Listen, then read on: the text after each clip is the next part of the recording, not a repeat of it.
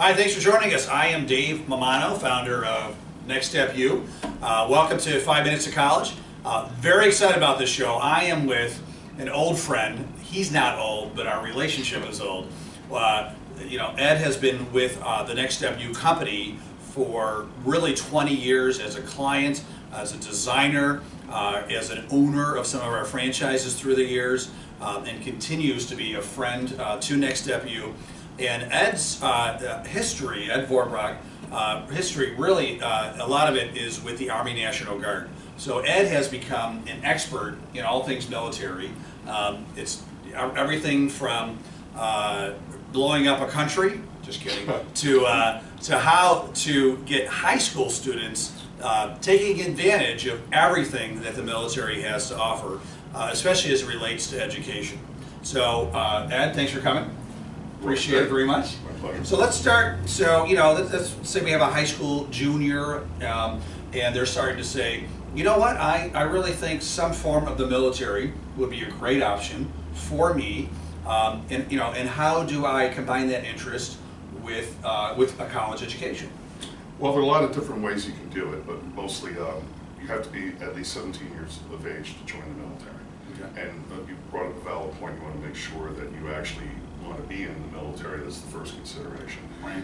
You can join in high school for either the active duty forces or the reserve component forces like the National Guard, which will do basically serve part-time 1 week in a month and 2 weeks during the summer. Mm-hmm. As a guardsman, you can start your training in high school and be fully bonus eligible and continue right into college after high school without missing any time for full-time active duty training. I don't think that's an important point, because I don't think a lot of people know that they could actually get started in high school. Yeah, you do your training. Well, yeah, you do your trainings during the summer. It's called split option training. Mm-hmm. And then when you complete your training for your initial job skill, you're fully bonus eligible. You can get your GI Bill and cash bonuses or loan repayment, whatever's offered at that time, mm-hmm. starting right off as a freshman. That can be actually combined with ROTC as well.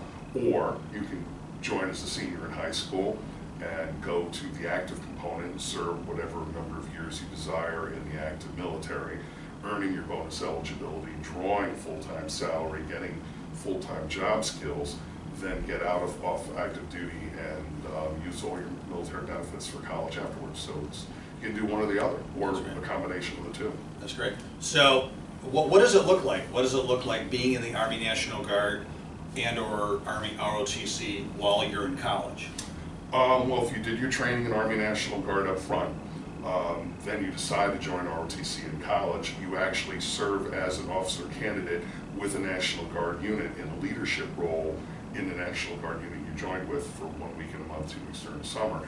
And you also do your training with the ROTC, that's Reserve Officer Training Corps, in college, and you can actually get benefits from both ROTC and the military at the same time from the Army Guard or the Army Reserve. Great. Or Air Guard or Air Reserve as well. There's right. other components too.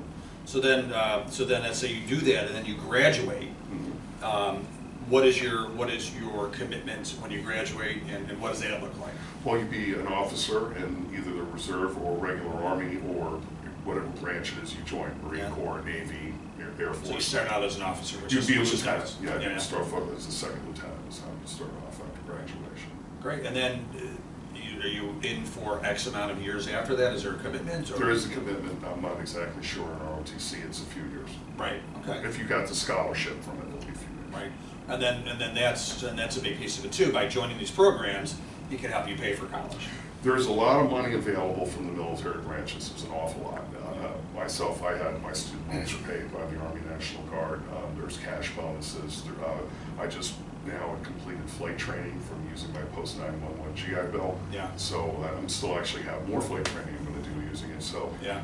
There are a lot of benefits that you can earn through your service, and that's the key word, you were earning it. So right. And they change from time to time based on the needs of the service. So I highly recommend that you speak to a recruiter to find out what the current requirements are. The jobs they need to fill, they'll get more money for versus the other ones. So it's pretty much, to get the current data, you have to speak to somebody who's currently working as a recruiter. And I know several around here. You need right. Excellent, excellent. Well, Ed, first of all, thank you so much for giving this information today. Great for our viewers. And second of all, yesterday was Veterans Day, so thank you for your service through the years. You're welcome. We appreciate that too. Thanks for keeping the USA safe and the world safe.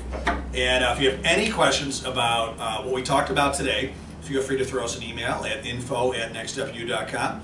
And once again, thank you, Ed, and we'll see you here next week. Take care.